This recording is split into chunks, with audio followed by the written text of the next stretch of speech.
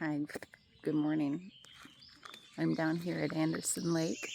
Well, this part is Carlson Lake. The two kind of flow into each other. And you can see, look at all the trees submerged. The, the lake is really, really high. It's kind of neat to see it this way.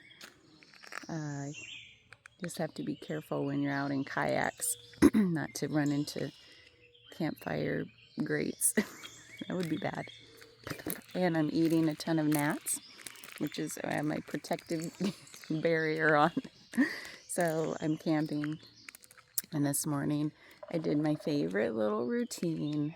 I woke up naturally with the first light, or like right when the sun was about to come up, maybe about 5:30, and then went and got in the kayak, and it was so glassy on the lake that early, and just paddled around and watched the sunrise on the lake in the kayak. And the neat thing is that it was just a full moon, so on one side I was like, ooh, full moon, and then on the other side the sun was coming up, and it was like they were saying hello, and you could see the light from each of them shimmering across the surface of the lake. It was very, very beautiful. And so I'm enjoying nature time. I'm laughing because, am I enjoying it? Yes, I am. Despite like 93-degree weather and humidity. Sticky, sticky, sticky. And mosquitoes and gnats and oh, the flies are biting this year. Oh my God, they're biting. So yes, I'm enjoying my nature time, hugging some trees. I have not, I don't know if I can show you this. Those, oh yeah, sunburn. Yeah, oops. But my slides, they're holding up well. These things are over, I think they're like 13 years old now, 12 or 13 years old, and I have glued them together. And that's all I'm existing in are these trusty old slides. And oh, there's a bird eating a worm. And a sunburn because I was dumb yesterday and forgot sunscreen when Matt and I went on the kayak thing mid-morning when the sun was already kind of coming up, so to its high point. So, oh well, you gotta have one sunburn a year, I guess. It's not good. And yeah, these bugs are crazy. So I'm enjoying camping. Some quiet morning time with my Folgers, pour over. And there's a sign out there. See that sign? You can't see it, but it says Carlson Lake Water Owl. But if you zoom in with your eyes, the F has been scratched off. I thought that was funny. Those little pranksters. Because I was like, what's a water owl? It's a breed or a species I'd never heard of. Water owls. So anyway, oh my God. Here, let me take a seat and tell you a little story. So, in the meantime, I just got back from the Chicagoland area, doing another somatic experiencing training, another module of it. It's like a 3-year training, a few modules a year. So I'm so glad I took these extra days off, knowing that my family reunion is Saturday. So it's like I might as well take the 3 days off in the middle between the training and the reunion and come camping like I did last year. And it's been nice, like camping with cousins and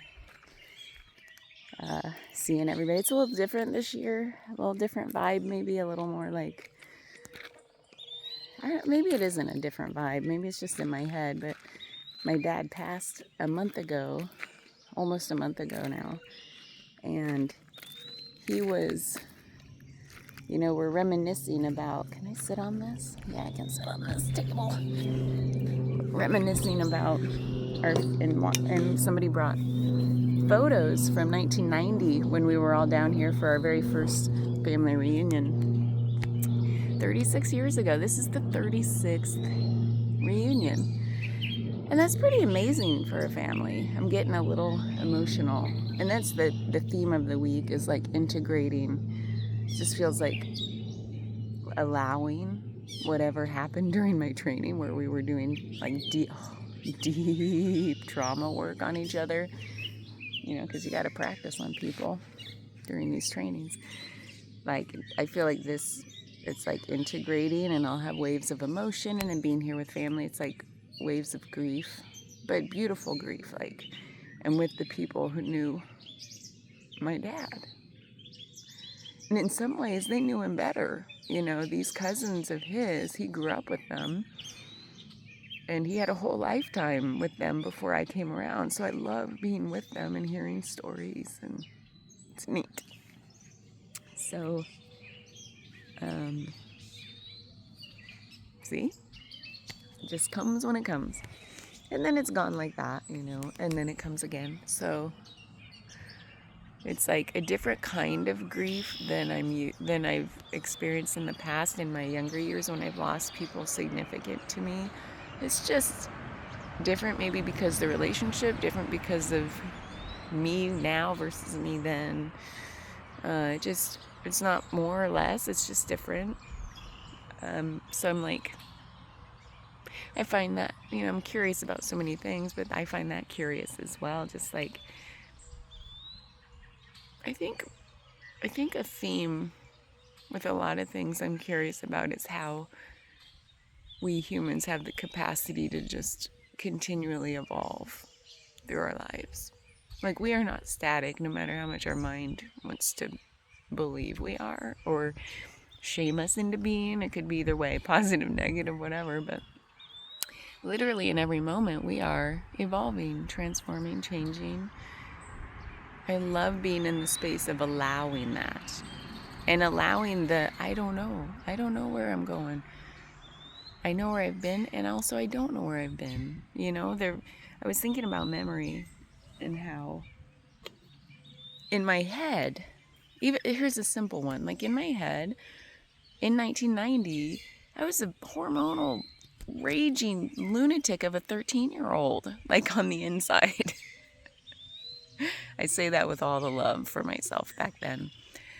And I was awkward and chubby and, like, you know, these things that I would feel bad about myself for. Like, I'm in this, like, it's 13, man. We're all like going through it in those years, and it's just awkward. And I see photos of myself, and I felt so much compassion, because I was like, oh man, I remember loving that t-shirt so much. The shirt I wore in that photo at 13, camping down here. It's like, oh, I remember loving that shirt.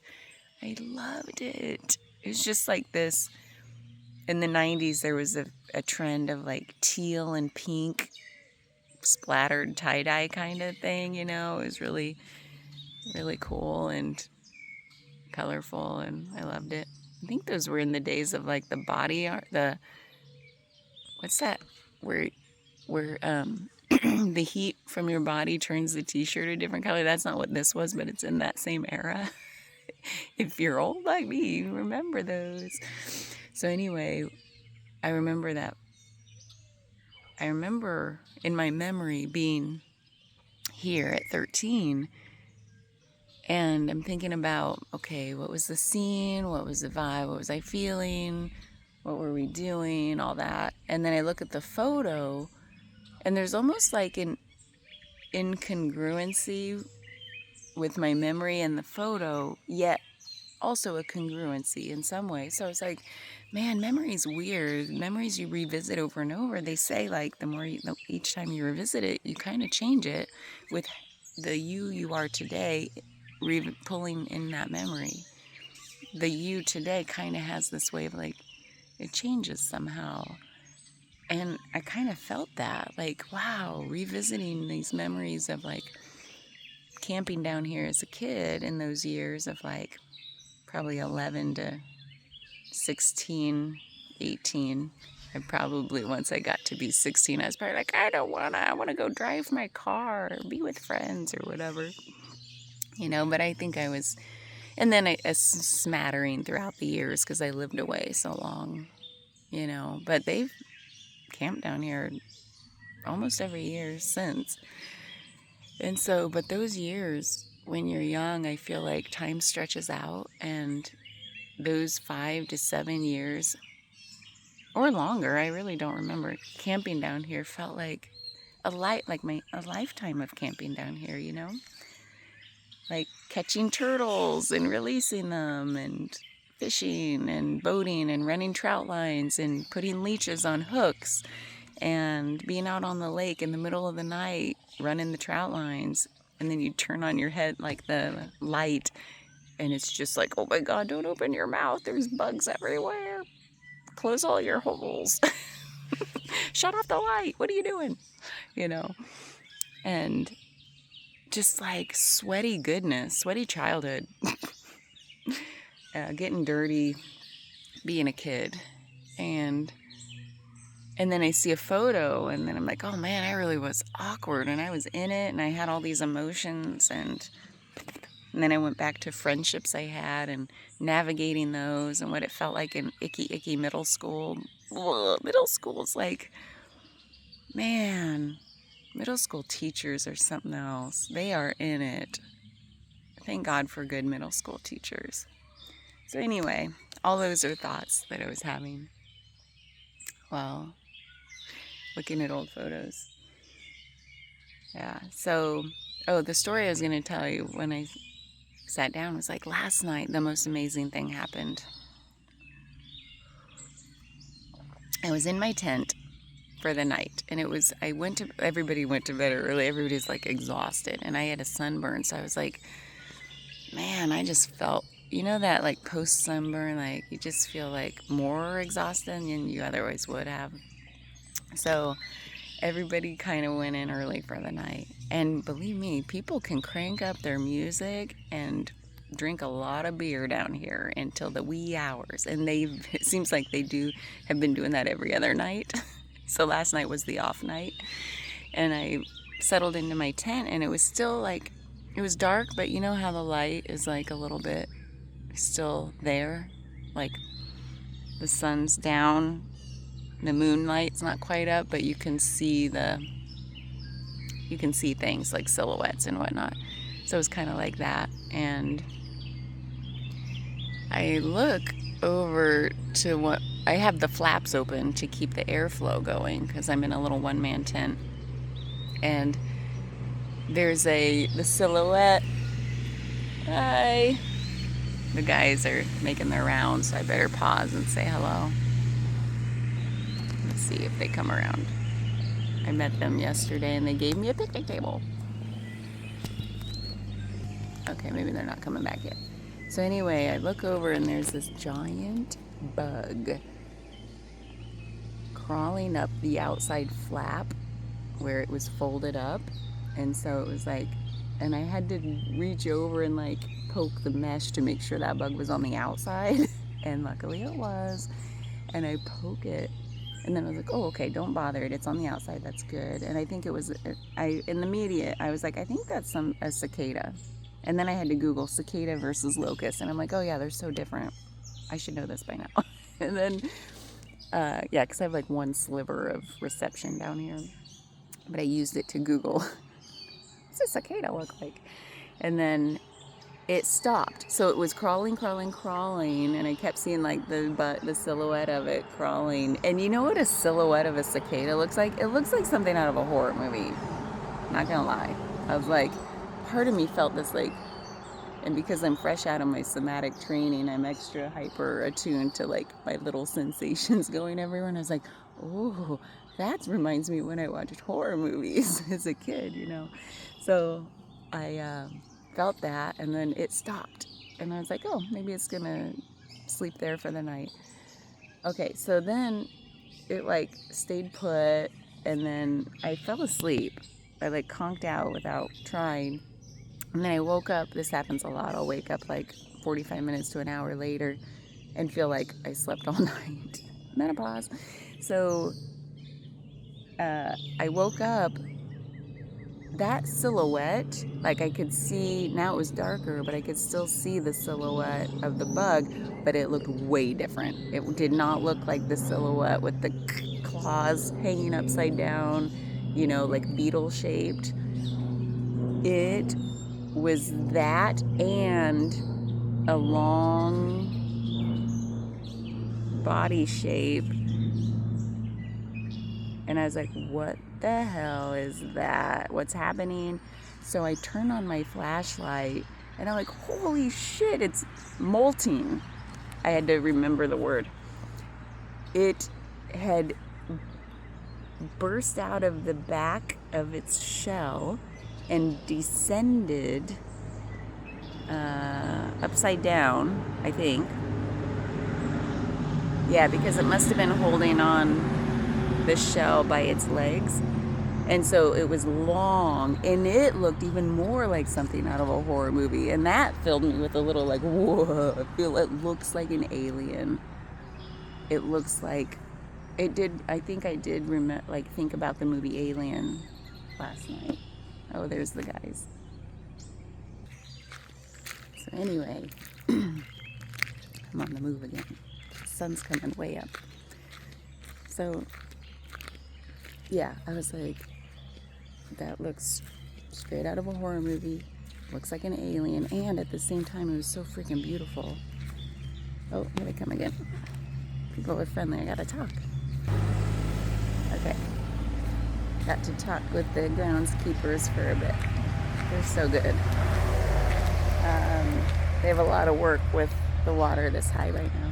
There's a sign out there that says no camping beyond this point, and it's like submerged in water, and it's like, yeah, probably a good idea. Probably good. So where was I? Oh, so anyway, it looked pretty freaky and beautiful at the same time, the cicada. And then I just kept turning my light off, and then I'd check back in, turn it back on, and each time it had unfurled its wings even further. And then I had to Google, what is the process? What are the stages for a cicada coming out of its shell?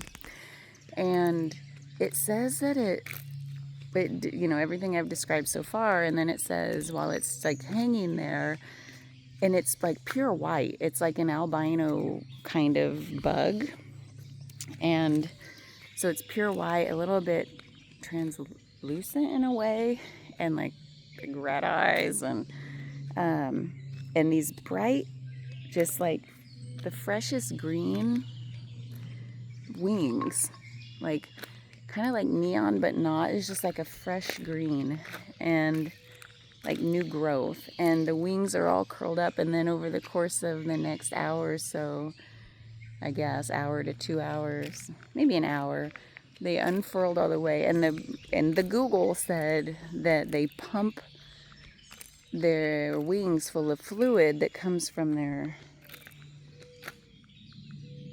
abdomen. I don't know what it said, but it pumps fluid into the wings, and they unfurl, and then they look sort of like very fragile at first, the wings, and then they look like stiff, strong, fully flattened, you know, outstretched wings, still green.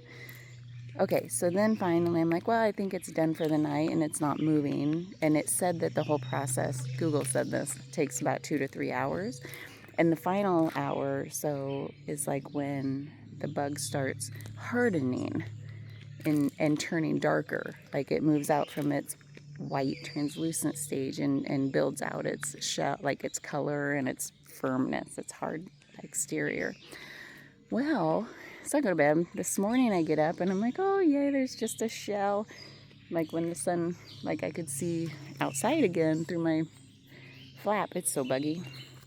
And it was the shell, and I'm like, oh, I wonder, you know, how long it took, and if it's all, you know, it flew off.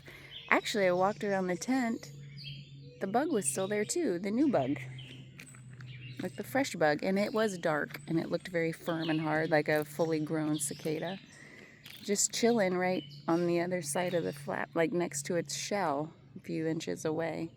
And I thought, wow, here we are, and now I think it was like by 6 a.m. when I got back from kayaking, a little after 6, I was thinking about how, and that was about 10 p.m. when it was crawling.